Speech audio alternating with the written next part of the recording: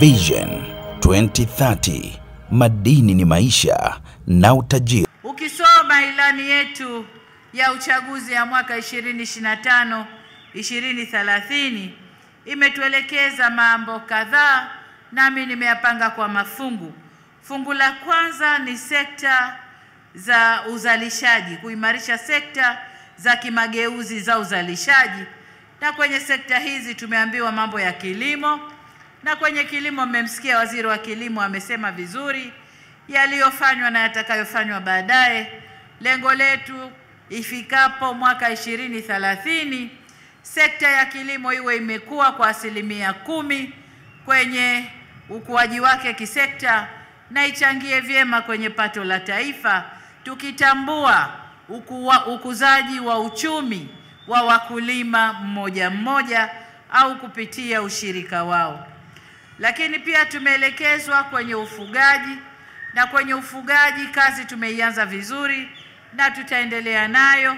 Tutaendelea na kuchanja mifugo yetu, ujengaji wa mabwawa, majosho, lakini pia machinjio. Ndani ya mkoa huu tutakwenda kufanya kazi hiyo.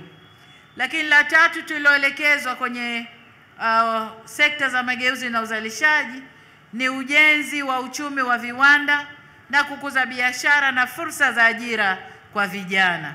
Sasa hilo tukilitafsiri kwa hapa mkoani wa Geita, tunakwenda kuanza na ujenzi wa viwanda vitakavyochakata mbegu za alizeti kule maeneo ya Nyalwanzaja, Bukoli na Busanda kwa mbegu za alizeti, na pia na kule Nyakamwaga. Na kwa viwanda vya kusindika matunda tutakwenda kuanza na eneo la Igate kule Sungusira. Kitaifa tunataka kuikuza sekta ya viwanda kutoka ukuaji wa 4.8% ya sasa hadi 9% ifikapo mwaka 2030. Kwa upande wa sekta ya madini, kwamba ni moja katika vichocheo vya sekta uzalishaji na mageuzi ya kiuchumi, mmemsikia vizuri Mheshimiwa Mavunde amesema hapa, lakini vile vile rais wa wachimbaji ndugu yetu John Bina naye amesema vizuri sana.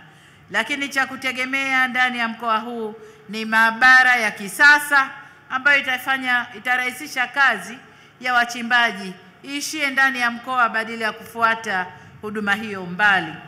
Lakini jengine ni swala la mitaji. Tunajiandaa kutoa mitaji kwa wachimbaji wadogo, kuwakuza wawe wachimbaji wakubwa.